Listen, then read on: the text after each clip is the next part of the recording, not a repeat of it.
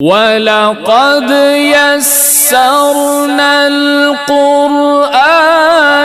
لِلذِّكْرِ فَهَلْ مِن مُدَّكِرٍ۔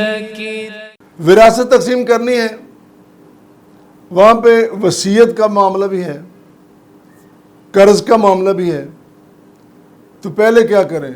وراثت تقسیم کریں، قرض دیں، وصیت کریں۔ پہلے کیا کام ہوگا؟ اس کے بارے میں قرآن نے کہا من بعد وصیت یوصی بہا او دین، من بعد وصیت یوصی بہا او دین، وصیت اور قرض کے بعد پھر وراثت تقسیم ہونی ہے۔ جب وراثت تقسیم ہوگی تو پھر وصیت کدھر گئی اور قرض کدھر گیا؟ پہلی بات تو یہ ہے، پہلے وہ ہوں گے دو، وصیت اور قرض دین پہلے ہے۔ لیکن قرض جو ہے اس کی ادائیگی سب سے پہلے ہے۔ جو مرحوم ہے اس نے جو ترکہ چھوڑا ہے، وہ ترکہ بعض کو اتنا ہوتا ہے کہ اس میں پورا قرض بھی ادا نہیں ہوتا۔ وہ سارا قرض ادا کر کے پھر ریاست کی ذمہ داری، اگر اس کے رشتہ دار ہوتے تو یہ سارا معاملہ ہی نہ ہوتا۔ تو رشتہ داروں نے اپنی اپنی پہ کون کہہ دی سوچتا ہے؟ ریاست کی ذمہ داری ہے۔ وہ ریاست جو ماں ہے، اس ماں کو چاہیے کہ اپنے بچے کو اپنی آغوش میں گود میں لے اور اس کو سنبھالے۔ ایسے واقعات شریعت میں ملتے ہیں۔ ریاست نے کیا، قرض ادا کیے ان کے۔ بہرحال قرض سب سے پہلے، اگر کوئی مقروض ہے، اس کی قرض کی ادائیگی نہیں ہوئی تو نبی کریم صلی اللہ علیہ وسلم نے اس کے جنازہ پڑھانے سے بھی گریز کیا۔ اس کا جنازہ ہی نہیں ہے، اس کو رخصت کس طرح کرو گے؟ کس طرح رو گے اس پر؟ کس طرح پیٹو گے؟ کس طرح اپنے تعلق کا اظہار کرو گے؟ پہلے قرض ادا کر لو۔ تو اگر اس کے پاس اتنا کچھ ہے، سب سے پہلے اس کا قرض ادا کیا جائے، پھر اس کی وصیت پہ عمل کیا جائے۔ اور وصیت کے بارے میں پچھلے درس میں، پچھلی گزارشات میں عرض کر چکا ہوں کہ تیسرا حصہ ہے، اور اس کو بھی رسول کریم صلی اللہ علیہ وسلم نے زیادہ کہا۔ الثلث کثیر، بہت زیادہ ہے۔ اگر اس سے کم، یعنی تیسرے سے زیادہ وصیت نہیں ہو سکتی تو پھر وصیت پہ عمل ہوگا۔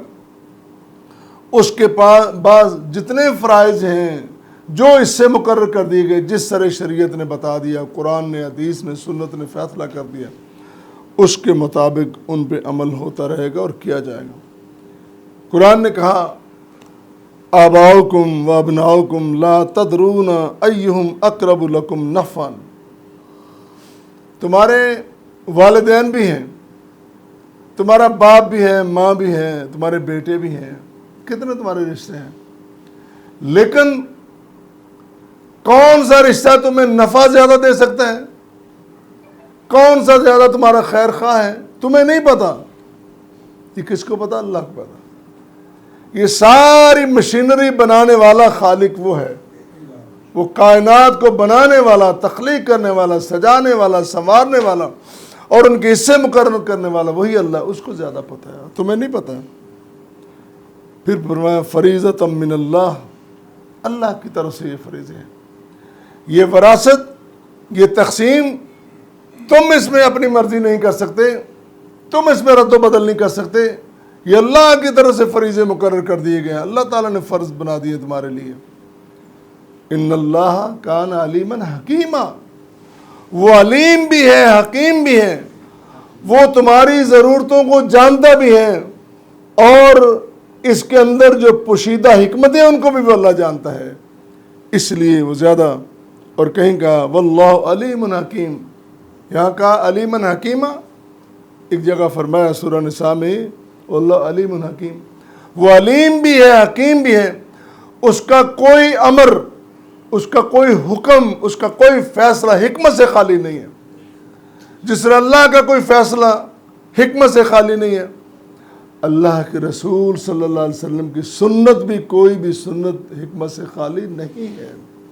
آپ کی حدیث کوئی حکمت سے خالی نہیں ہے۔